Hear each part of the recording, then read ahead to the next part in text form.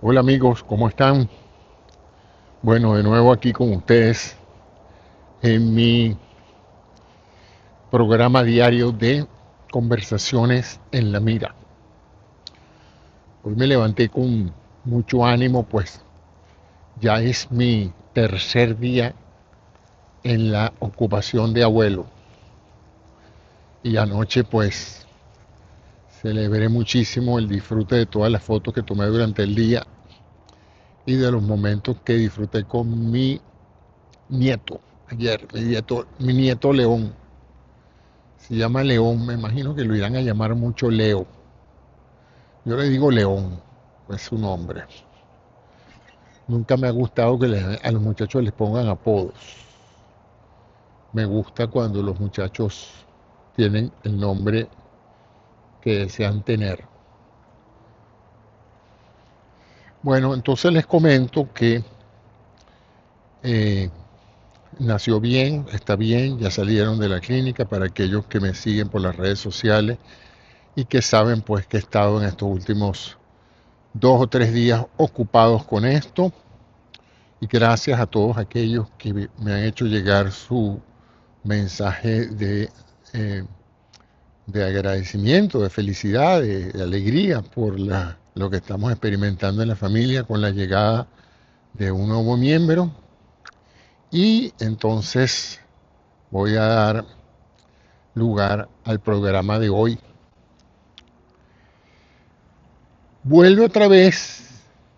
eh, Ustedes saben que el tema que a mí me gusta hablar, porque es el tema al cual me dediqué profesionalmente, es la salud. Y dentro del tema de la salud, la medicina. Y dentro del tema de la medicina, la tecnología en la medicina, que es la que ha permitido esencialmente pues tener la sofisticada el sofisticado arsenal de equipos, técnicas, dispositivos y fármacos que tenemos hoy por hoy para atacar las enfermedades. Es todo un gran logro de la ciencia y un gran logro de la tecnología, porque detrás de los descubrimientos científicos, pues hay que esencialmente fabricar los aparatos y los equipos y los medicamentos que la ciencia concluye que pueden tener algún tipo de beneficio para la cura, para la mejoría de las enfermedades. Entonces, y eso ya es lo que se habla de ingeniería médica, sea ingeniería química para producir fármacos, sea ingeniería mecánica para producir prótesis, etcétera, ingeniería eléctrica, electrónica, computación, sistemas, todo lo que tiene que ver con la ingeniería. En ese sentido, últimamente, pues nos hemos venido acostumbrando en los últimos 50 años a que cada nuevo desarrollo en materia tecnológica usualmente viene asociado a un mejoramiento en los pronósticos y en el diagnóstico de muchas enfermedades, ¿no? Se desarrolla una nueva técnica de imágenes, entonces las enfermedades se pueden diagnosticar más tempranamente y se puede entonces saber mejor eh, si el paciente va a poder estar en capacidad de recuperarse, etc. Nuevas técnicas quirúrgicas, operaciones milagrosas que se hacen ahora incluso a distancia, sin que el cirujano esté al lado del paciente. Es una cantidad de cosas fantásticas que a mí me han hecho sentirme, como dije, muy orgulloso de haber visualizado eso cuando nadie hablaba de ese impacto que tenía o que iba a tener la tecnología en la medicina. No solo en la medicina que se practica, sino en la medicina que se eh, planifica como una actividad, eh, digamos, gerencial. De hecho, hoy por hoy un hospital moderno es una compleja organización de técnicos, de expertos, incluso de gerencia. Y hoy por hoy se reconoce una verdadera gerencia médica, ¿verdad? Que es un poco diferente a la gerencia tradicional de la medicina del pasado, que eran los médicos administrando sus propios hospitales. Pues hoy la mayoría de los hospitales y de las organizaciones que prestan servicios de salud están administradas por gerentes que son especialistas en lo que están haciendo. Eso es muy bueno. Bueno, a todas estas no les estoy diciendo nada a ustedes que no sepan, pero he visto con preocupación en los últimos años un resurgimiento de la antimedicina, pues, de negar los beneficios de la medicina tradicional, científica y tecnológica, y una búsqueda creciente de medicinas milenarias basadas en mitos, ciertamente en mitos, ¿eh? Que han sido descubiertas por Occidente fundamentalmente porque se venían usando muchísimo en el Oriente, en la China milenaria, en muchas tribus, en muchos grupos étnicos donde no había una medicina efectivamente científica, pues se utilizaba una cantidad de técnicas y de principios médicos que ahora, pues, con el mayor conocimiento global, se han hecho cada vez más populares. Y eso ha traído, por un fenómeno que voy a describir ahora, no solamente una curiosidad por explorar la efectividad de esas técnicas ancestrales, sino de también cuestionarse. Ahora que sabemos pues que la industria médica, biomédica y farmacéutica es una industria y es un negocio muy bueno, por cierto, porque la gente se enferma. Todo el mundo en algún momento en la vida se va a enfermar. Hasta la gente más sana en algún momento ha tenido un accidente o ha padecido una enfermedad degenerativa que después de pasar toda una vida sin haber visitado un médico, pues ahora han tenido que ir al médico, por lo menos para revisar por qué están perdiendo peso o por qué están perdiendo la memoria o por uno de estos síntomas frecuentemente asociados a la edad. Lo cierto entonces es que, ¿por qué está ocurriendo eso? ¿Por qué después que la medicina ha hecho enormes logros reduciendo los riesgos de complicaciones quirúrgicas, mejorando la anestesia, introduciendo una antibiótico-terapia que le lleva siempre el paso adelante a la resistencia bacteriana?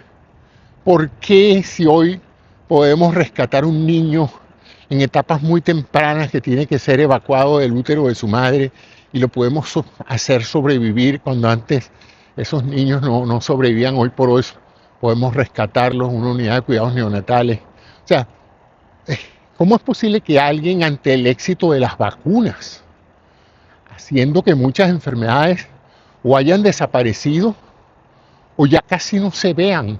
Es más, cuando aparecen son usualmente casos que vienen de otros países donde no hay esas vacunaciones o esos éxitos, y están también asociados no solamente a las vacunas, sino a la pobre atención médica y las pobres condiciones de alimentación y de desarrollo de los pueblos, ¿no? Entonces, ¿por qué? Y aquí viene mi interpretación y mi opinión, es porque también se ha desarrollado una nueva actividad humana que es la divulgación de la opinión, lo que yo estoy haciendo ahorita, ¿verdad? En el pasado, la mayoría de la gente vivía trabajando y los que opinaban eran gentes muy eruditos, personas que tenían acceso al medio de comunicación más importante, que fue la prensa, conducían opinión, y la gente que conducía opinión desde el anfiteatro de la prensa, pues supuestamente no llegaba ahí por azar, ¿no? Eran personas con cierta educación, y eso les permitía, pues, de una u otra manera, proponer críticas sensatas basadas en hechos y en evidencias, ¿no? Y en testimonios reales. Pero con el advenimiento, en particular del Internet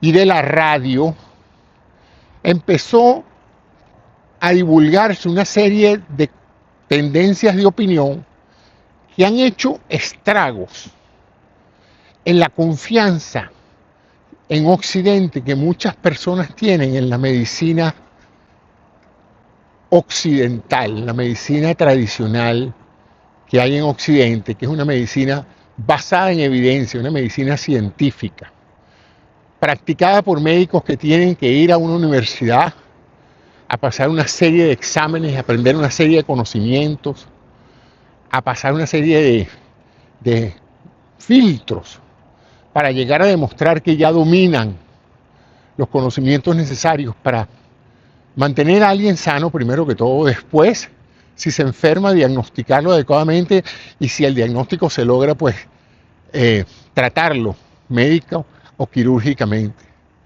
Eso ya estaba establecido hasta los años 30, 40, 50. La gente no hallaba cómo asombrarse de los alcances de la medicina. Cuando algún científico anunciaba el lanzamiento de una vacuna, había un regocijo social. Cuando en Estados Unidos el doctor Salk y luego el otro doctor anunciaron la vacuna del polio, las vacunas del polio, aquí la gente estaba en un estado de entusiasmo porque la ciencia lograría eliminar una enfermedad que había afectado a tantos millones de personas. Desde un presidente de los Estados Unidos hasta millones de niños se vieron afectados por la poliomielitis, una enfermedad producida por un virus y que una vez que se identificó la forma de producir un antígeno, bien sea por vía oral o por vía inyectada con las vacunas del polio, se logró prácticamente eliminar en todas aquellas personas vacunadas la probabilidad de que un niño se contagiara del virus y desarrollara la parálisis infantil, como se le llamó en una época. Entonces hemos pasado en esa segunda mitad del siglo XX. En la primera mitad no había ni siquiera antibióticos, pero en la segunda mitad eran los antibióticos, eran los anestésicos, eran los analgésicos, era una enorme cantidad de recursos, todos derivados de la ciencia, de la comprobación de la ciencia, de tres factores que quiero dejar en su mente siempre. Toda cura, todo tratamiento que ustedes reciban, todo procedimiento que se les practique para saber qué les está pasando, tiene que ser ante todo seguro, seguro para ustedes. Eso se basa en el principio en latín de los médicos, el primum non nocere. Primero, no hacer daño. Todo médico jura antes que todo no hacerle daño a su paciente bajo ningún respecto. Si cualquier cosa que él va a hacer, el daño supera las probabilidades de resolver el problema, el médico tiene la obligación de no hacer el procedimiento o hacer el estudio que vaya a hacer. Entonces, ante todo procedimiento, toda terapia tiene que ser segura. Pero la segunda parte es que tiene que ser efectiva, es decir, tiene que funcionar. ¿Y quién decide o cómo sabemos si algo es seguro y efectivo? Eso no es así que a mí me parece, o el doctor tal dijo que eso era seguro o era efectivo. No. Eso se prueba, y se prueba a través del método científico. Hay un método que se utiliza para saber cuando un procedimiento, primero que todo, es seguro y luego cuando es efectivo. Y efectivo a corto plazo, efectivo y seguro a corto plazo, y efectivo y seguro a largo plazo. Porque también hay la posibilidad de que muchos procedimientos a corto plazo no muestren cambios negativos o afecten al paciente, pero a largo plazo se establecen otras cosas que terminan siendo bastante dañinas, ¿no?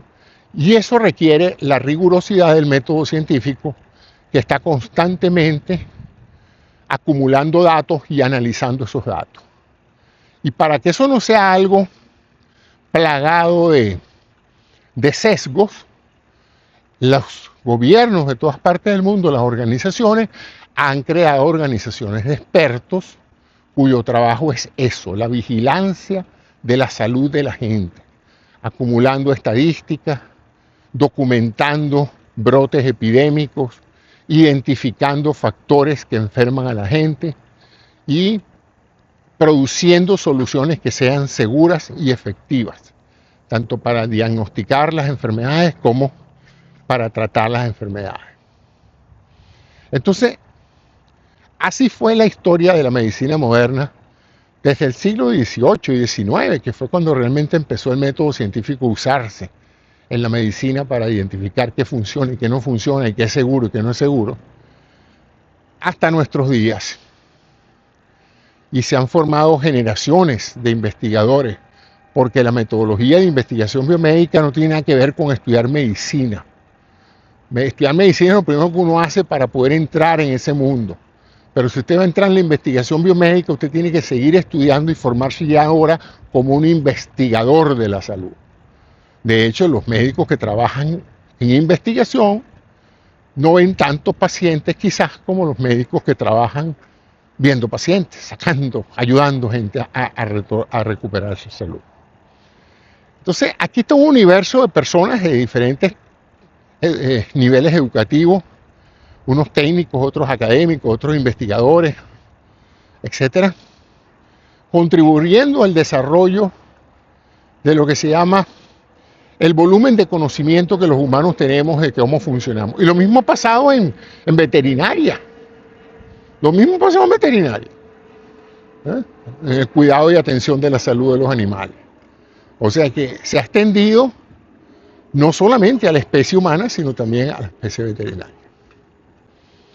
Lo interesante es cómo en la primera mitad, los finales ya del siglo XX, pero ciertamente en estos primeros 25 años del siglo XXI, han aparecido unos fenómenos que llamamos medicinas alternativas.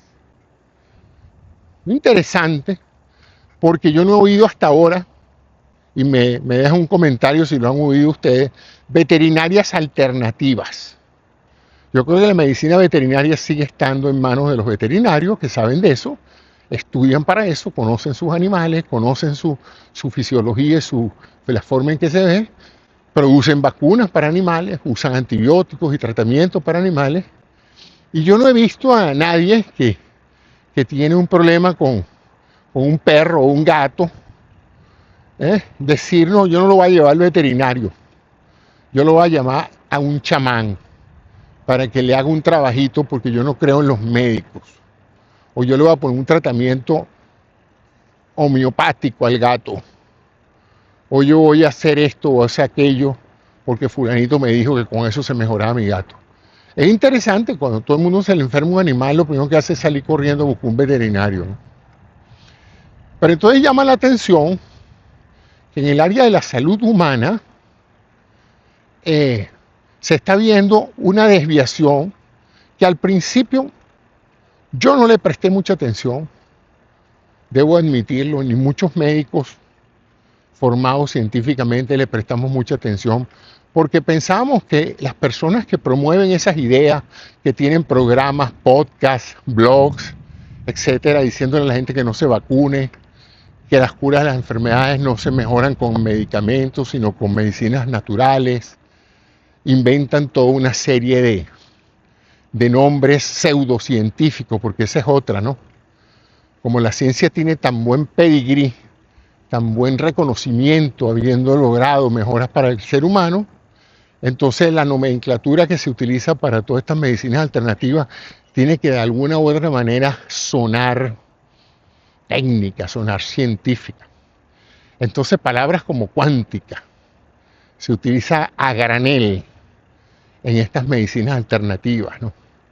Se habla de sinapsis, se habla de una cantidad de términos que sí son reales en el mundo científico, que sí tienen una interpretación clara y un valor extraordinario para describir algo, pero que en el contexto en que esta gente que no tiene una educación médica los usa, no tiene otro propósito que desinformar a quien está escuchando esto.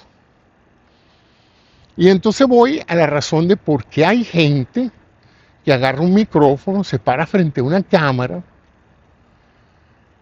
se pone a hablar de lo que no sabe y empieza a poner una serie de ejemplos anecdóticos de algo y a promover curas de cualquier cosa y mecanismos de diagnóstico de cualquier tipo, y hay gente que le cree más que a su médico. Y entonces voy a hacer ahora unos ejemplos específicos. Lo peor es que no todas las curas son productos de sustancias que hacen daño, porque evidentemente si ellos promovieran sustancias que hacen daño, al empezarse a la gente a morir o a verse afectada por algo que ellos han recomendado, esas medicinas alternativas, evidentemente se les caería la careta y serían juzgados por atentar contra la salud de las personas.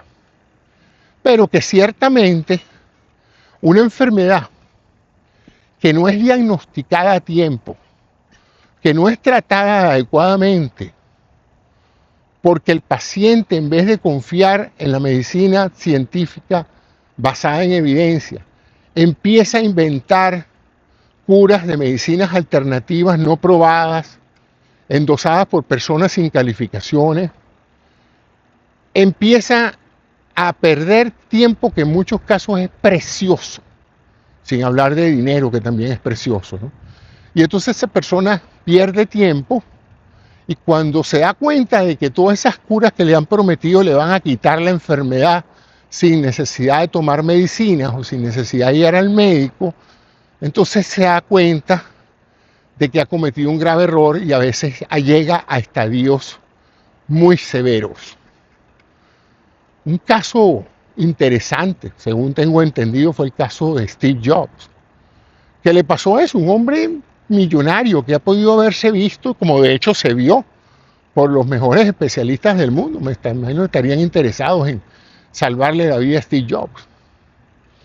Pero de una u otra manera, este joven, este hombre interesantísimo en la vida, con todas sus ventajas y desventajas que tuvo su vida, cuando le diagnosticaron que probablemente tenía un cáncer de páncreas, uno de los cánceres más agresivos que hay, con una alta mortalidad, resolvió darle una oportunidad a las medicinas alternativas. En particular tengo entendido, pues yo no soy amigo de ellos ni he visto la historia médica de cómo fue eso, pero sé que perdió mucho tiempo con dietas macrobióticas y con una serie de propuestas de eliminación del proceso canceroso sin la necesidad de utilizar sustancias químicas como la quimioterapia, radiaciones o cirugía. Confió, dijo, bueno, vamos a someterme a esto a ver si es verdad lo que se dice de esto, de que yo puedo por lo menos detener o prolongar el proceso de mi deterioro con estas dietas y estos alimentos naturales y estas meditaciones y estas chakras y estos, qué sé yo, estas manipulaciones, estos ejercicios, yo que sé todo el arsenal que hay hoy, leer las cartas, constelaciones familiares, tratar de ver si el cáncer vino porque el abuelo de él traicionó a su mujer, cosas de esas que se ven todos los días y que gozan sorprendentemente de una gran popularidad. A veces me sorprende, porque como uno no se mueve en esos ámbitos, uno cree que esas son cosas que la mayoría de las personas rechazarían por ser insólitamente estúpidas, ¿no? Pero pues, después te das cuenta de que hay un gentío que las oye y aunque las manejan con cierto escepticismo, pues de una u otra manera interfiere en su toma de decisiones, ¿no? Cuando se dio cuenta de que su grado de deterioro era enorme y decidió lanzarse de lleno a las recomendaciones que le hicieron sus médicos, ya el carcinoma estaba muy avanzado. De nuevo, no tengo confirmación de que eso haya sido así, pero es lo que se comentan y lo que comenta la gente más allegada a él en los medios de comunicación, que él perdió mucho tiempo en la terapia necesaria para tratar su forma de cáncer de páncreas, porque el cáncer de páncreas no es uno solo, hay varios, y algunos pues tienen mejor pronóstico que otros, dependiendo del estadio, del momento en que se empiece el ataque al cáncer. Bueno, Y así van muchas cosas. Así son muchos los casos de gente muy rica, de gente muy poderosa. Y yo uso los ejemplos de los ricos porque ellos sí tendrían la oportunidad de ir a cualquier médico en cualquier país, a cualquier hospital. Pero imagínense ustedes, si la gente más pudiente aún así cae víctima de eso, vemos por ejemplo la muerte de Michael Jackson. ¿Cómo se justifica que un artista multimillonario haya sido víctima de un médico chapucero? Con tanto médico, con tanta clínica capaz de resolverle sus problemas, este joven artista murió por un mal manejo médico, de un paciente, de un médico que estaba más complaciendo la voluntad de su paciente que tratándolo como un paciente y buscando la manera de ser seguro y efectivo. Y así pare de contar figuras conocidas. Y a nivel personal también tengo muchos ejemplos, pero no los voy a mencionar, de parientes y amigos que han perdido mucho tiempo a la hora de tomar decisiones, que pensando que los pronósticos son bastante poco positivos, se dejan deslumbrar por esas promesas que no tienen ningún fundamento en la realidad. Y voy a seguir entonces ahora con uno de esos que tiene que ver con algo que también se ha puesto de moda en la última década, que es la famosa alimentación. Si cuando yo llegué aquí a Estados Unidos, en el año 79, un doctor se estaba haciendo famoso con un libro de dietas, que era la dieta Scardell, que la conoce, lo que hoy llamaríamos una dieta cetónica o la ketosis. Y en esa época yo leí un artículo de que si uno quería hacerse rico en esa época, lo único que tenía que hacer era un libro vendiendo una dieta cualquiera. Uno agarraba unas cuantas recetas, medía el contenido proteico, lipídico y de carbohidratos y se lanzaba a especular en su libro una teoría por el cual ciertos medicamentos y otros no, unos sí y otros no, causaban un cierto efecto. Y entonces empezaron a aparecer dietas para todas cosas. Si usted estaba deprimido, necesitas una dieta. Si tú estabas gordo, otra dieta. Si tú estabas gordo y deprimido, era otra dieta. Y ciertamente en los últimos 30 años hemos hecho muchos avances en materia nutricional. Se han descubierto muchas nuevas evidencias de cómo se metabolizan los alimentos, los neurotransmisores que afectan ese metabolismo, sobre el proceso digestivo. Hemos descubierto cosas notables de cómo funciona el intestino delgado, el intestino grueso, el páncreas, los péptidos. Se han descubierto una serie de neurotransmisores y de hormonas controladoras de los procesos digestivos nutricionales. Pero los alimentos son esencialmente lo mismo. O son proteínas, o son grasas, o son azúcares, carbohidratos y féculas. No hay otro. Lo único que está ahora en los alimentos puede ser en el procesamiento que se les haga y lo que se les añade. Si usted le añade químicos a los alimentos, los vuelve tóxicos o los puede hacer más difíciles de digerir o de tener efectos secundarios. Pero el alimento primario como alimento son esos tres grupos fundamentales. No hay otro. Y los minerales, que bueno, ya ustedes saben que si el sodio, el potasio, el cloro. Bueno. Entonces, a la hora de comer o de la alimentación, la dieta tiene una importancia enorme en tu calidad de vida, en el control de tu peso. ¿Y a qué se debe la dieta?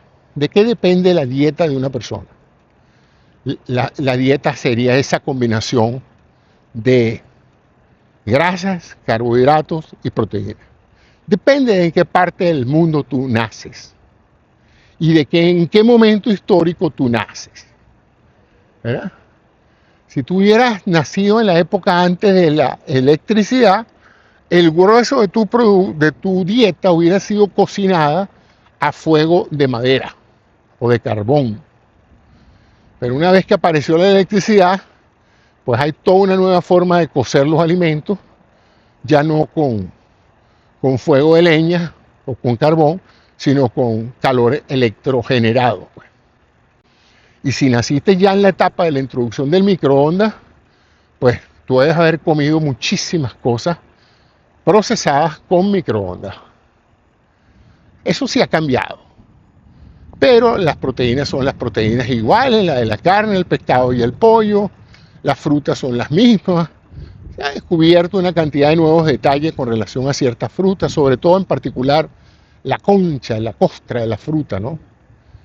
Pareciera que ahí se encuentran en muchos granos, sobre todo en las leguminosas se encuentran, la mayoría de los nutrientes están precisamente lo que le quita el proceso de industrialización, que es la cáscara, ¿no? La concha. Ahí es donde están los nutrientes. Cuando usted se queda sin eso, pues se queda básicamente con grasas vegetales, ¿no? Entonces, es bien interesante. Ahora, lo que hasta ahora no ha habido forma de probar es que uno puede prevenir una enfermedad con una determinada dieta. Y voy a explicarme porque lo que les acabo de decir puede pegarle a mucha gente, ¿verdad? Hay enfermedades que tienen un profundo vínculo con la alimentación, como la diabetes tipo 2, no la diabetes tipo 1. O sea, usted puede ser delgado o puede ser una persona atlética, hacer su ejercicio y comer poco. Y si usted tiene un problema genético para la diabetes tipo 1, usted va a necesitar su insulina tarde o temprano, la va a desarrollar en la etapa juvenil, como adolescente, y va a tener que llevar una vida disciplinada y controlada, porque usted tiene un problema genético de control de glicemia. Su sistema inmunológico está atacando en el páncreas a las células que producen la insulina. Pero si usted no tiene ese factor y usted tiene la llamada diabetes tipo 2, como la tengo yo, usted tiene latente una enfermedad con una base genética. Las bases genéticas ya hemos estado bastante informados por las investigaciones que se han hecho, son necesarias pero no suficientes para el desarrollo de ciertas enfermedades. O sea, si usted va a tener diabetes tipo 2, todo parece señalar que usted tiene que tener ciertos genes necesarios, pero que esos genes no son suficientes para que usted desarrolle la enfermedad. O sea que hay gente con los genes de la diabetes, hijos de diabéticos, hermanos de diabéticos, que no son diabéticos. Porque de alguna manera en esas personas no se activó el gen no se expresó, como se dice. ¿Eh? Entonces, pero si usted lo tiene y el gen se expresa, viene el punto de, ¿podemos nosotros parar un mecanismo genético, bioquímico, a punta de cambiar la dieta? Esa es la gran pregunta que se ha hecho la ciencia, sobre todo en los últimos 30 años, que se han hecho muchos grandes estudios, aprovechando las computadoras y la colaboración entre países. No se hacen estudios en 10 pacientes ni en 15, se hacen estudios en una gran cantidad de personas. Estudios difíciles porque aislar la alimentación como un factor único, conducente a una determinada enfermedad o preventor que prevenga una enfermedad es muy difícil, porque hay muchos factores. La mayoría de las enfermedades son cofactoriales, o sea, no se producen porque una cosa pasó, fuera de los accidentes, ¿no? Si usted se cae de la bicicleta, bueno, porque estaba paseando en bicicleta, pero fuera de los accidentes donde la causa está claramente determinada, la gran mayoría de las enfermedades tienen que ocurrir al menos 2 o 3, 4 cosas para que se desarrolle. Entonces vamos a ver en cuáles, entonces hoy podríamos clasificar las enfermedades en las que la alimentación, cualquier dieta que usted haga, no va a afectar para nada la aparición de la enfermedad. Y una vez que aparece la enfermedad, lo más que usted puede esperar es que o mejore un poco o no se agrave más, pero no que usted se cure. Hoy hice de nuevo una revisión, un poco de la literatura y apoyado con ChatGPT y otros sistemas de alta inteligencia artificial que tienen recursos enormes de entrar a la literatura médica, y le pregunté, dime cuáles son las enfermedades que uno puede prevenir, o sea, que evitar que pasen simplemente con una dieta. Y me dijo, la primera es la diabetes tipo 2. Ok, o sea que todos los diabéticos tipo 2, si hacen una dieta y ejercicio, se curan de la diabetes. Lamentablemente la respuesta es no. ¿Eh? Aparentemente solo ha funcionado en etapas tempranas en personas que se les ha detectado un aumento en la glicemia solamente, que calificarían o como prediabéticos o como diabéticos, pero que ese proceso está en los primeros 6 años de evolución. Esto es interesante, me llamó la atención ese dato. 6 años. Si tú algún día te hacen un examen de azúcar por alguna razón y te encuentran la glicemia levemente elevada, ¿qué es levemente elevada? 120, 140, 150 en ayunas. La persona, tu médico, te puede decir, mira, vamos a verificar de nuevo esto para saber si el examen estuvo bien hecho y si lo hiciste en ayunas, porque hay que hacerlo en ayunas. Si uno lo hace después de cada comida, pues los valores pueden variar significativamente, no por lo que esté, sino por lo que comiste. Pero lo cierto es que hasta ahora no hay ninguna demostración que la dieta pueda cambiar y hacer que una persona que tiene 20 años con diabetes deje de ser diabético. Entendiendo deje de ser diabético es que deje de tomar las medicinas y pueda llevar una vida normal. ¿Y qué dieta estamos hablando? Fíjense que después se me ocurrió preguntar de qué dieta estábamos hablando, ¿no? Y dice, dietas de 800 calorías a 1000 calorías.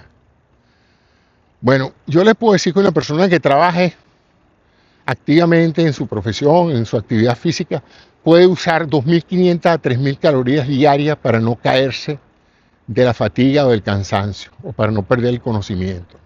O sea que una dieta de 800 calorías es bastante baja. Una dieta de hambre. Es una dieta para pasar el día sentado viendo televisión o acostado en una cama durmiendo. Pero no es una dieta para levantarse en la mañana, meterse en el tráfico, ir a trabajar, atender problemas, resolver problemas, bajar, subir las escaleras. Usted no puede funcionar con 800 calorías al día. Por comida, perdón. Serían básicamente 8 por 3. 8 por 4, 24, 2.400 calorías. Entonces, estamos hablando de que la única manera de prevenir la diabetes, según lo que las técnicas que se están usando ahorita, es una dieta severa. ¿Puede una persona vivir toda una vida con una dieta restrictiva calórica de esa magnitud? No funciona. Y esa es la enorme razón por la cual la diabetes es un gran negocio. Porque no solamente culturalmente Occidente está consumiendo muchísimas más calorías de las que necesita, sino que evidentemente es un gran negocio engordar y activar los genes de la diabetes para que los diabéticos pasen a un estado de no vuelta atrás y dependan de ahí en adelante de medicamentos y de otras técnicas para bajar de peso. Porque uno de los factores es bajar de peso, pero no el único. Y yo se los puedo decir con total autoridad moral, pero no porque sea médico, sino porque soy diabético. Y yo he bajado de peso, y he subido de peso, y me he operado el estómago, y me he hecho de todo tipo de dietas y todo.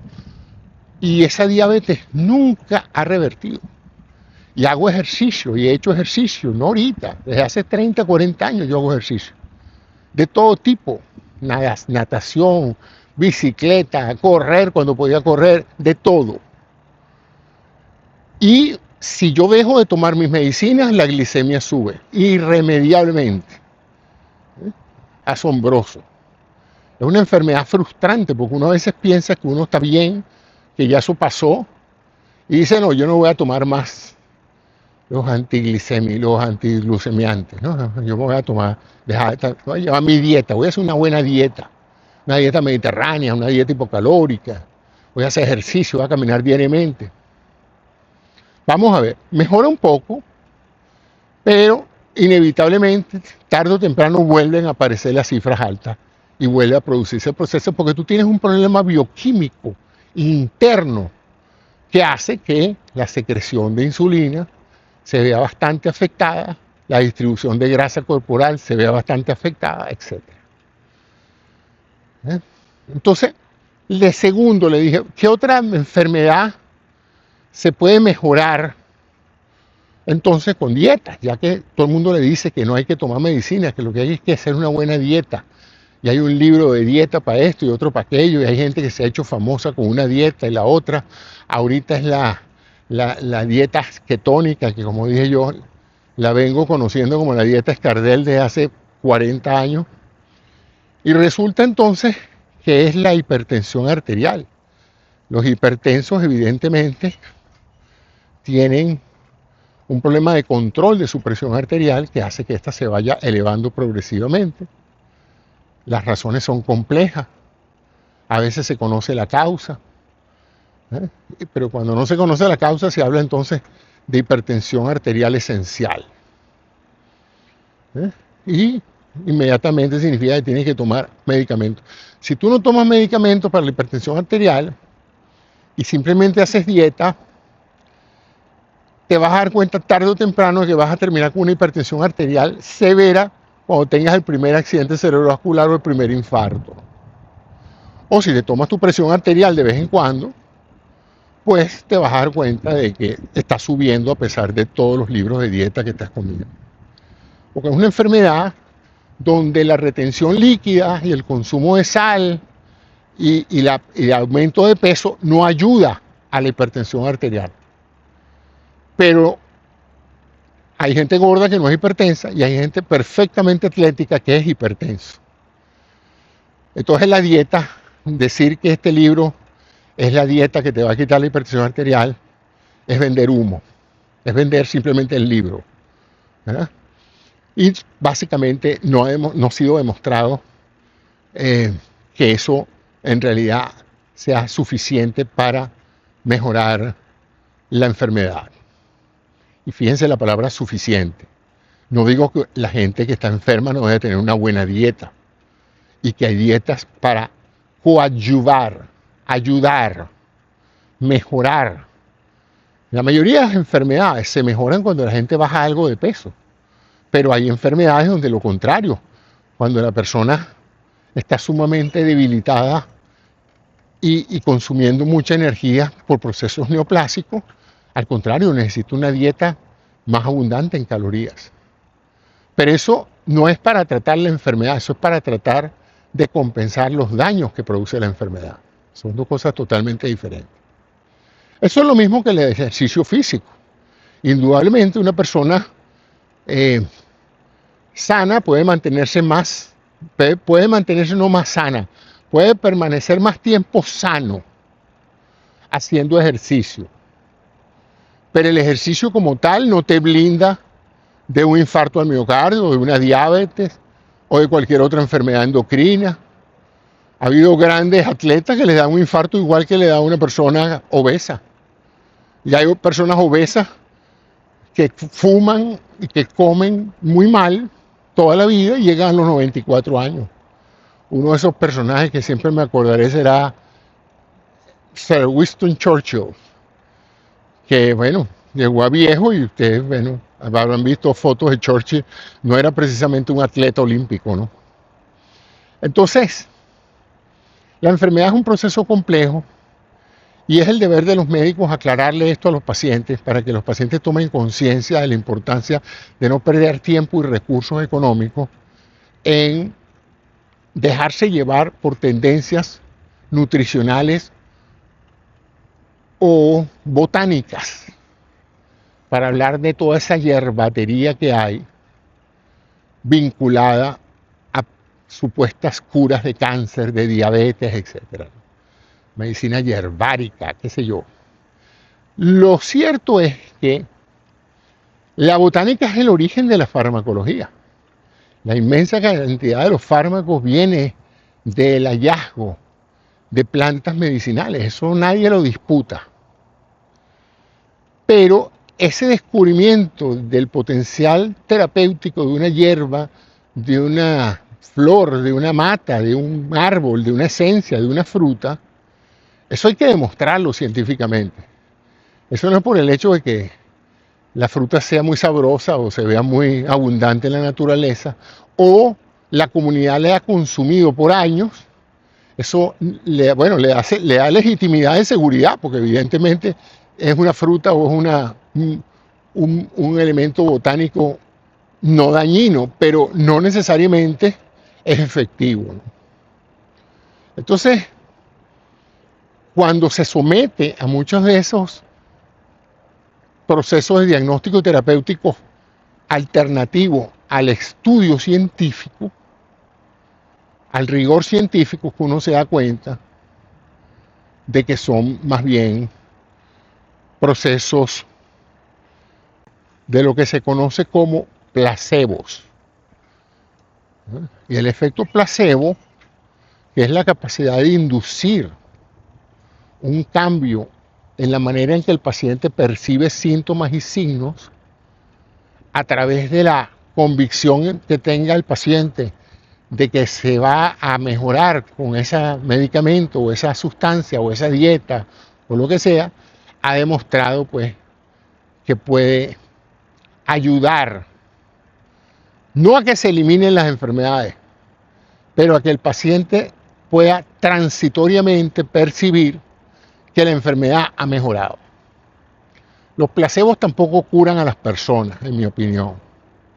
Los placebos cambian psicológicamente la percepción que la persona tiene de los síntomas y signos.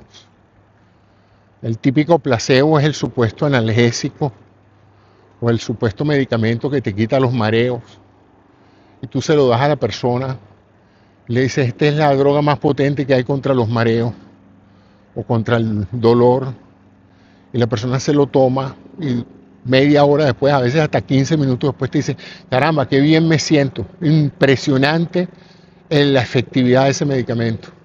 Tenía una jaqueca terrible y ya se me quitó. ¿Qué medicamento es ese que me diste? ¿Qué droga tan poderosa es esa que me diste que me quitó la migraña en 15 minutos? Digo, te di una píldora de azúcar. No, no puede ser. Sí, píldora de azúcar.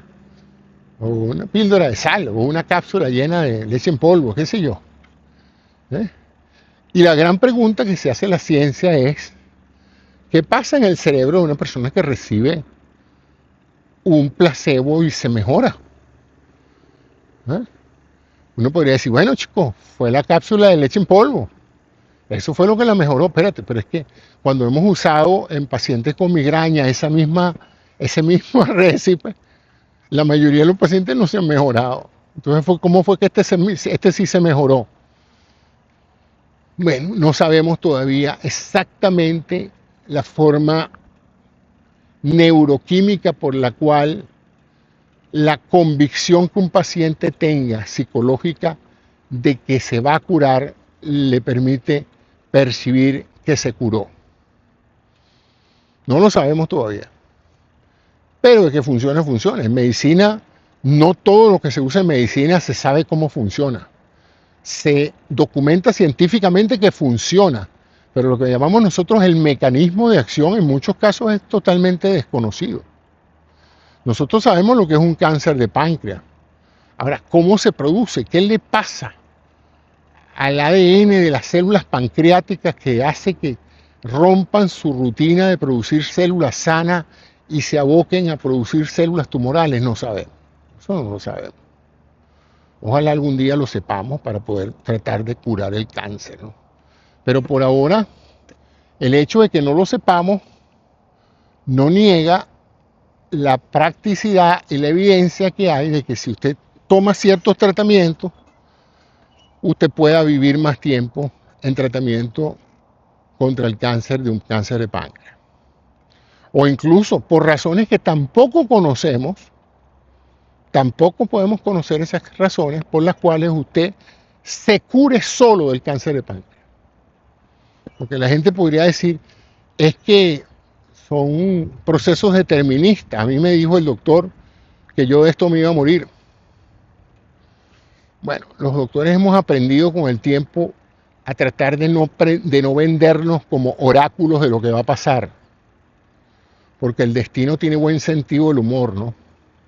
Y uno le da de repente, basado en su experiencia, unos 6 meses, 7 meses de vida a alguien, que resulta que lo ve 3, 4 años después y todavía está vivo, ¿no? Y el doctor está en muy malas condiciones físicas de salud. Así es que en ese sentido hay una enorme cantidad de situaciones por las cuales los pronósticos pueden fallar. Y una de ellas es que se haya hecho un mal diagnóstico. Se le dijo que era un cáncer de páncreas, pero el patólogo que lo diagnosticó no verificó ciertas cosas o una variante natural de un nuevo tipo de cáncer que no es tan invasivo. O el paciente tiene un sistema inmunológico súper brutal o algo dentro de su proceso inmunológico se puso las pilas, como se dice, y se dedicó a matar células cancerosas y lo logró, ¿no? Yo he visto casos documentados perfectamente de cáncer que ya han llegado a etapa metastásica, o sea que hay tumores del mismo tumor primario en diferentes órganos. Los vemos mucho en imagenología, en radiología diagnóstica, porque, bueno, evidentemente ese es nuestro trabajo, ¿no? Hacer un tomograma, un CT PET, una tomografía con positrones, y ver dónde están los tumores, si captan o no captan los radioisótopos. Y uno ve un caso y de repente, 6 meses después de tratamiento, desaparecen los tumores.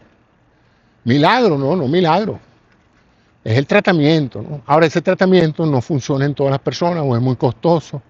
Ahorita se habla para el tratamiento de cáncer de lo que se llama la medicina personalizada, que es diseñar una suerte de vacunas para una sola persona que le permita al sistema inmunológico de esa persona reconocer y asesinar a las células cancerosas de su propio cuerpo.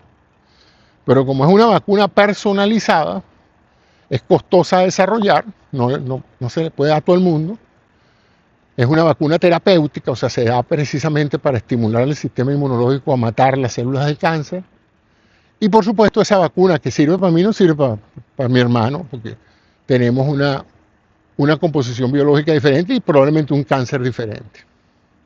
Pero ya estamos encontrando que el sistema inmunológico tiene un rol más relevante en la aparición del cáncer de lo que originalmente se pensó, que era solamente para organismos vivos como las bacterias y los hongos, o como organismos protovivos como son los virus, ¿verdad? Pero evidentemente la célula cancerosa se empieza a comportar como un cuerpo extraño, como un agente diferente a la normal, y si nuestro sistema inmunológico puede identificar ese cambio estructural bioquímico, puede perfectamente enviar a los sicarios para que acaben con esas células cancerosas y matarlo, ¿no?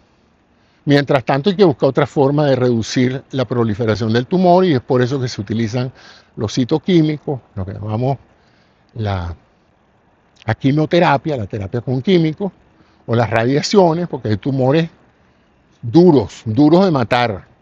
Y ahí pues tenemos que recurrir a una radiación muy enfocada para exponer la zona tumoral a la radiación y matarlas, literalmente cauterizarlas con radiación, o a que el cirujano entre con cuchillo y reseque el tumor y lo saque.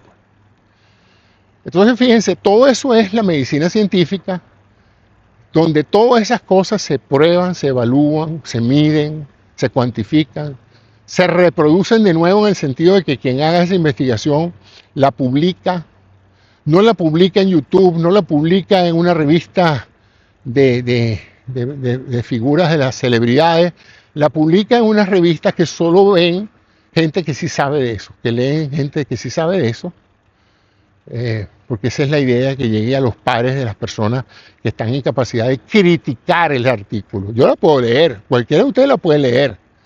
Entonces la pregunta es si lo puede entender. Yo muchas de esas investigaciones, con todo lo que he estudiado, si yo no estoy en ese campo, me cuesta leerla, o sea, entender lo que están diciendo. Imagínense lo que significaría criticarla, ¿no?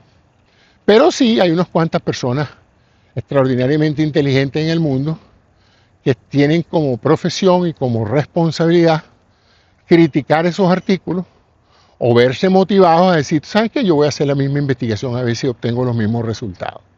Entonces, comparen ustedes este proceso, que es la medicina científica orientada y basada en evidencia, a una medicina producto de anécdotas, de comentarios, de gente que solamente ve para los lados, de que si uno de sus amigos se mejoró, él automáticamente especula que todas las personas con ese mismo problema se van a mejorar con eso. Imagínense entonces que nosotros funcionáramos así. No habría mucha diferencia entre nosotros y los médicos del pasado, que en una época ejercían la medicina así, en forma empírica basada en observaciones personales. Pero es que no había comunicación.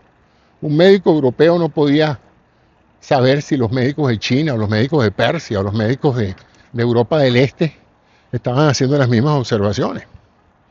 Hoy, con estos recursos de telecomunicaciones, es posible pues, perfectamente identificar todos esos procesos y saber pues, si las cosas tienen lo que se llama universalidad.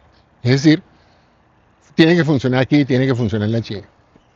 Muchas técnicas milenarias como la acupuntura, la homeopatía y todas estas nuevas formas de medicinas alternativas, la medicina germánica, la medicina ortomolecular y cosas esas, eso es todo canto de sirena, eso no tiene fundamento alguno, han sido promovidas por individuos por motivaciones personales mercantilistas o para hacerse famosos o ahora en YouTube para tener vistas.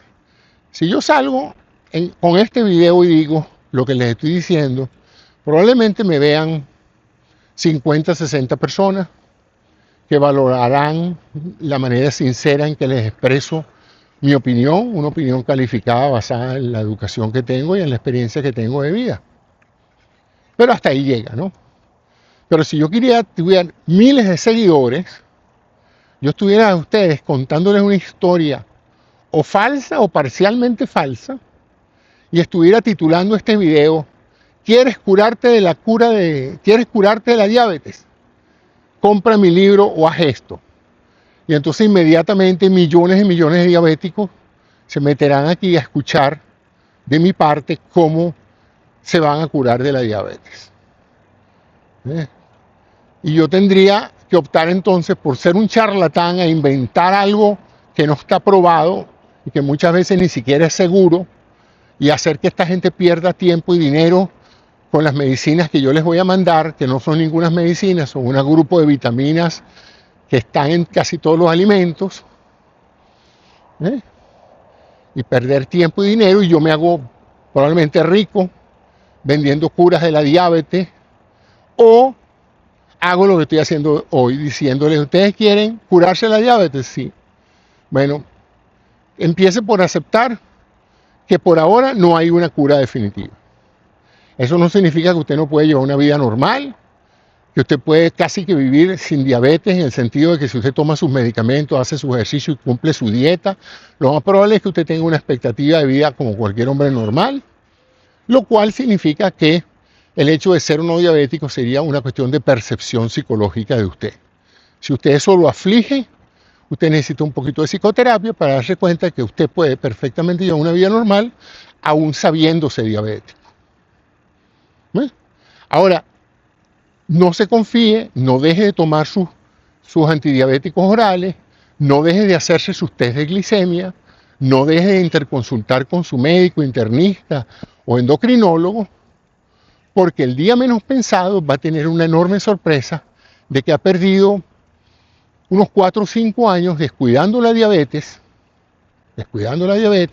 pensando que esos polvos que le vendían y esas cápsulas que le vendían que le costaban una fortuna y que las vendían en Amazon, esas promociones de cúrese la diabetes, e incluso usted participó en eso, llamó a varios amigos diabéticos, le dijo, no tomes más esos medicamentos, que eso te hace daño. Bueno, claro que sí, si no hicieran daño no funcionaría, ¿no? Pero lo cierto es que ese daño es menor que el daño que produce la enfermedad. Y eso es otro concepto que quiero que entren. Todo acto médico, todo lo que ustedes meten en su organismo, sea la pasta con la cual se limpian los dientes, sea las cremas que usan, sea los edulcorantes que usan, sea los alimentos procesados que comen, todo eso está introduciendo químicos con consecuencias en el cuerpo. Muchas serán menores, muchas serán tolerables, muchas serán excretables, es decir, el cuerpo mismo se deshacerá de ellas, pero es posible que a largo plazo muchas de ellas sean cancerosas o cancerígenas, como es la palabra correcta. ¿Eh? Entonces hay que aceptar eso, ¿eh? Y no andar creyendo en soluciones mágicas. Y en pacientes que se les acaba de diagnosticar el cáncer, busquen ayuda en grupos de gente que está afligida de esa enfermedad y mantengan una muy buena relación con sus médicos. No escuche cantos de sirena, de vecinos, amigos, de personas que les dijeron que una persona en México o en Estados Unidos, en Texas, allá en Arizona o en Montana, tiene la cura del cáncer. Lo que pasa es que las farmacéuticas no lo han querido divulgar. No, eso no es así. Yo sé que uno a veces tiende a pensar que a las empresas, pues por supuesto, les interesa mantener su negocio. Y no tengo la menor duda de que esconderán ciertas cosas o tratarán en lo posible de aferrarse a sus mercados para seguir ganando dinero. De eso no tengo la menor duda.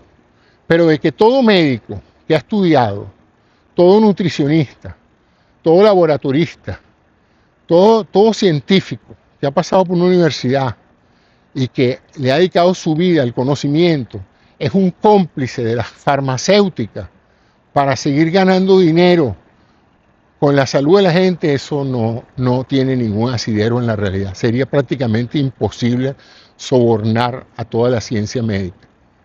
Usted puede sobornar a uno o a otro, y se ha hecho y se seguirá haciendo, porque el ser humano es así, frágil a la hora de prestarle atención al dinero. Pero a mí no me cabe la menor duda de que la mayoría de los médicos y la gente que trabaja en la salud tienen la mejor buena voluntad de no hacer daño, de ayudar a los pacientes, de sanarlos. Y también tengo la seguridad de que en el momento que se produzca una cura revolucionaria, aunque se afecte cualquier industria, eso va a ser muy difícil de detenerlo. Muy difícil de detenerlo, porque hoy la información aparece por todos lados. Entonces, eso es lo que puedo decirles.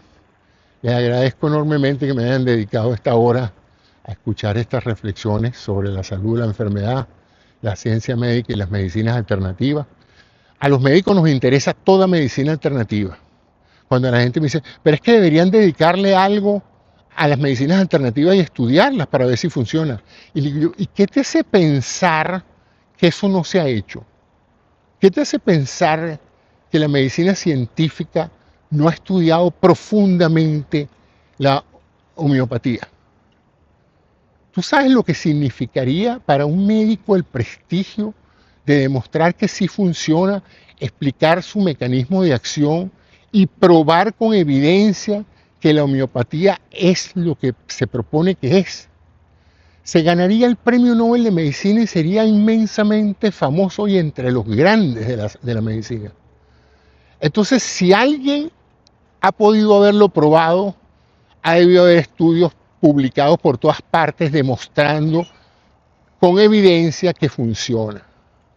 Si no los hay, no es porque no se han hecho los estudios, es porque se han hecho los estudios y no han dado ningún resultado. Y lo mismo con todas esas medicinas alternativas, el Reiki, la ortomolecularidad. Y cuando ustedes indagan quiénes están detrás de estas medicinas alternativas, quiénes son los gurús que las promueven, se dan cuenta de que todo lo que hay detrás son unos mercachifles que no tienen otro interés que venderles cosas a ustedes que en un momento dado, si no les hacen daño por lo menos, tampoco les mejoran nada y les resta dinero y tiempo.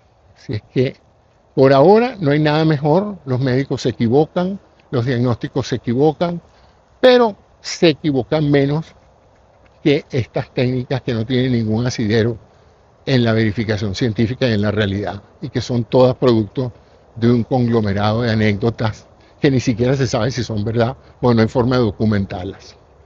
Muchas gracias, ya llegué, ya hice mi ejercicio físico y ahora voy a nutrirme bien, voy a comer saludablemente y me voy a tomar mis antidiabéticos Y si hago eso, mañana amanezco con cifras normales de glucosa. Si no hago eso, mañana amanezco diabético. Otra vez con la glucosa alta. Ya lo he hecho muchas veces. E incluso hay noches en que como bien, hago ejercicio, hago todo lo que manda, como decían antes, la Santa Iglesia Católica, y al día siguiente amanezco con la glicemia alta. Fíjense qué complejo es este proceso de qué hace que algo suba o algo baje. Hay días en que como exuberantemente y de alguna manera los antiglicemiantes después de un ayuno largo me dan valores normales. Y hay días en que sin hacer prácticamente nada, a veces con ayunos importantes, amanezco con glicemias altas. ¿Por qué? Porque es un sistema neuroendocrino donde hasta la preocupación te puede en un momento dado aumentar la glicemia. O sea que fíjense que es interesante. Y eso estamos hablando de la única enfermedad donde se ha demostrado que la dieta ayuda. De ahí en adelante, las dietas son necesarias para mantener y recuperar la salud, pero hasta donde pude averiguar hoy, haciendo un resumen de nuevo de algún estudio que dijera tales y tales enfermedades se curan con una dieta, no hay ninguna.